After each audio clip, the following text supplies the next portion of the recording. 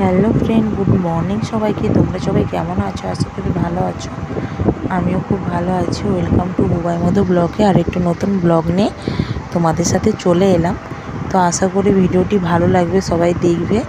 তো ভালো লাগলে সবাই একটা লাইক একটা কমেন্ট করো, পরবর্তী ভিডিও বানাতে মোটিভেট করে। তো সবাই প্লিজ একটা লাইক একটা কমেন্ট করে দিও। তো চলো, এখন বাজে সকাল 8টা। তো এখন থেকে আমার ব্লগটা স্টার্ট করছি। আগেই বলে দিলাম, এখনও আবার বলছি। তো এই দেখো, আমি উঠে পড়েছি। উঠে তোমাদের একটু প্রাকৃতিক দৃশ্যটা দেখিয়ে দিলাম। তারপর এইদিকে আমার এনার্জি ড্রিঙ্ক হচ্ছে, আমার নয়, আমার বাড়ির সবাই। তারপর তোমাদেরকে বলা হয়নি, আমার মা এসছে, মায়ের পা ভেঙে গেছে। তো কি করব, সেখানে কেউ দেখার নেই, সেই জন্য মাকে নিয়ে চলে এসেছি। কাজ টাজ তো করতে পারবে না ওই পায়ে, ওই জন্য নিয়ে চলে এসেছি। আর মেয়েকে আমার মাই তেল মাখিয়ে দিচ্ছে আজকে। তারপর মেয়ের জন্য আনিয়েছিলাম সুজি আর সাবু, তো ওটাই সুজিটা ঢালছি প্যাকেটে। তো সাবুটাও এনেছি। তো এই এত গরমে সাবুটা খাওয়াবো, পেটটা ঠান্ডা হবে। তো এইদিকে আমি সমস্ত গুছিয়ে রাখছি। তো এখন আমি সুজি খাওয়াবো। আর এপাশে ফিডিং বোতল ধুয়ে টুয়ে জল টল ভরে রেখেছি। তো তারপরে এই বিছানাটা গুছাবো বলে আসছি উপরকে। তো মানে কাজে ফাঁকে ফাঁকে করে নিতে হবে, না হলে সময় হবে না। তো এই দেখো, বিছানাটা গুছিয়ে নিচ্ছি। তো সত্যি কথা বলতে আমার ক্যামেরা ধরার কেউ নেই। তো আজ ভাগ্নে এসেছে, সেই জন্য, আজ নয় কাল এসেছে, ভাগ্নে এসেছে, সেই জন্য আমি ওকে বললাম যে আমি যে এই যে সমস্ত কাজ করব, তুই আজকে ভিডিও করবি। বলে ঠিক আছে মামি। তো যাই হোক, তো একা একা ভিডিও করা অসম্ভব। তো যতটা মানে তোমাদেরকে দেখায়, অনেকটা কষ্ট করে দেখায়। তো অবশ্যই কষ্টের পরিবর্তে আমাকে একটু হেল্প করবে। হেল্প বলতে ওই একটা লাইক একটা কমেন্টই করবে, এটাই যথেষ্ট। তো আশা করি তোমরা আমার পাশে থাকলে আমিও তোমাদের পাশে থাকবো। তো তারপর এইদিকে আমি ঝাঁট দিয়ে দিচ্ছি।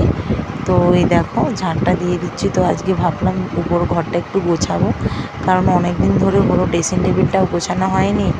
তারপর এইসব মানে অনেক কিছুই গোছানোর আছে। তো ভিডিওটি লাস্ট পর্যন্ত দেখলে বুঝতে পারবে। তো এই দেখো ড্রেসিং টেবিলটার অবস্থা। তো কাঁচ টাঁচগুলো যেমন কেমন আবঝা হয়ে গেছে, সেই জন্য আমি একটা নরম কাপড় নিয়ে নিয়েছি। নরম কাপড় নিয়ে মুছছি। এই দেখো, তো দেখতে থাকো ভিডিওটি।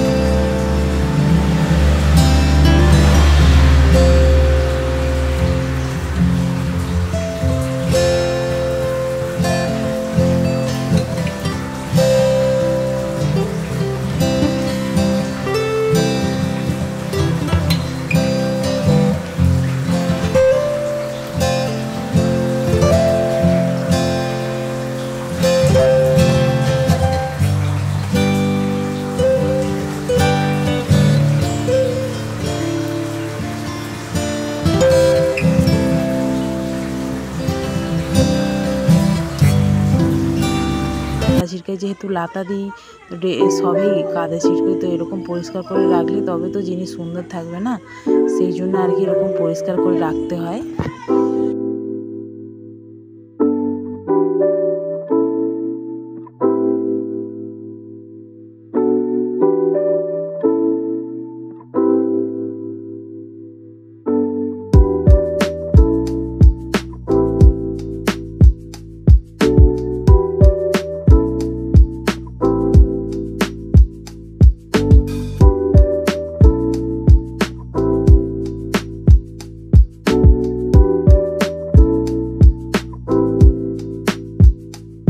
তো ঘরটা একটু লাতা দিয়ে দিলাম।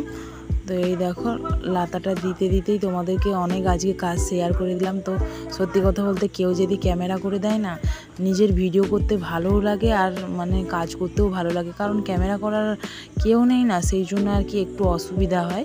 তো একা একা এক হাতে ক্যামেরা এক হাতে কাজ করাটা অসম্ভব, তাও তো আমি সব কিছুটাই বলতে পারো শেয়ার করি।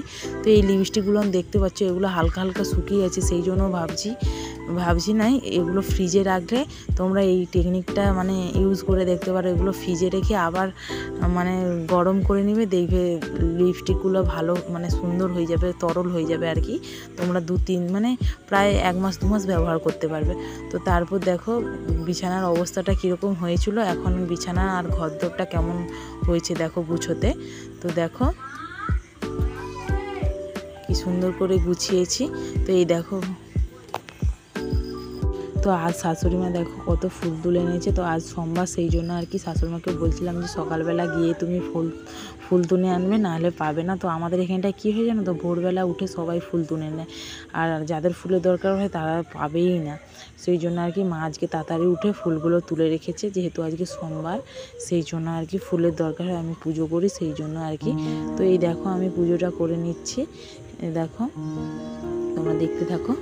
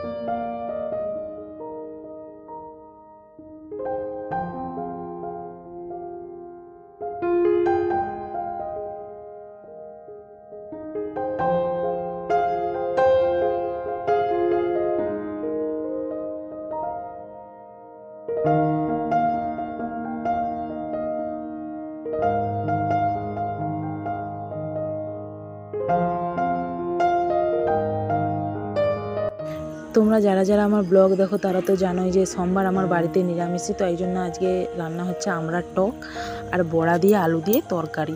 তো আজ সেরকম কিছু হবে না, সেই জন্য আর কি আর বেশি কিছু করিনি, আর মেয়ের খাওয়ারটা হবে। তো এই দেখো জিরে ফোড়ন দিয়ে আর হচ্ছে যে লঙ্কা দুটো ছেড়ে আমড়াগুলোকে দিয়ে এরকম ভালো করে একটু ভেজে নিতে হবে। তারপর চিনি দিয়ে ফুটিয়ে একটু চাপা দিয়ে দিলেই চাটনিটা রেডি। তো আমড়ার টক খেতে কারো কার ভালো লাগে একটু কমেন্ট করে জানাবে, আমার তো খুবই ভালো লাগে।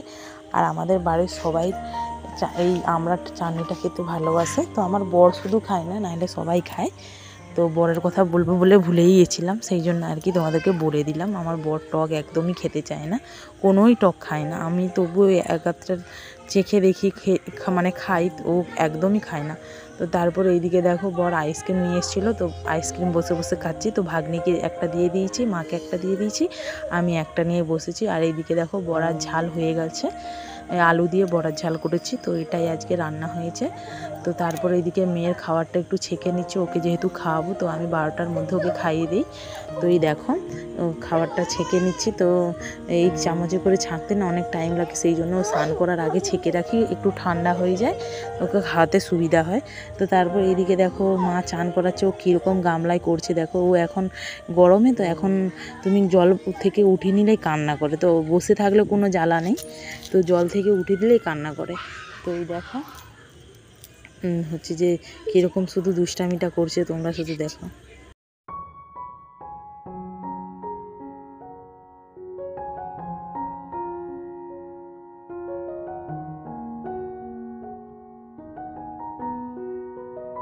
এই দেখো চান টান করিয়ে ওর খাবার রেডি করে নিয়েছি, তো ওকে খাইয়ে দেবো। তো তারপর বিকেলের দিকে আমি ওর একটা সেরালাক্স বানাবো হোমমেড। তো চিনে বাদাম নিয়েছি আর কাজু বাদাম, আমন্ড বাদাম আর মাখানা, ওটাকে ভালো করে হচ্ছে শুকনো খোলাতে ভেজে নেব, তারপর হচ্ছে যে পেস্ট করে নেব। তো এখন ডাক্তাররা বলেছে বাইরে যে সেরালাক্সটা মানে নেসলে সেরালাক্সটা ওটা দেওয়া বন্ধ করতে, কারণ ওতে প্রচুর পরিমাণে সুগার আছে আর কি, সেই জন্য আর কি খাওয়াতে বারণ করেছে। আর সত্যি কথা বলতে বাইরের খাবারের থেকে ঘরের তৈরি খাওয়ারই ভালো, সেই জন্য আর কি আমি প্রথম খাওয়াতাম, জানতাম না, কিন্তু এখন ডাক্তার বারণ করেছে, তাই জন্য আজ খাওয়াচ্ছি না, বাড়িতে বানানো খাবারই খাওয়াবো। তো এই দেখো পেস্ট করে নিচ্ছি, পেস্টটা কত সুন্দর স্মুথ হয়েছে।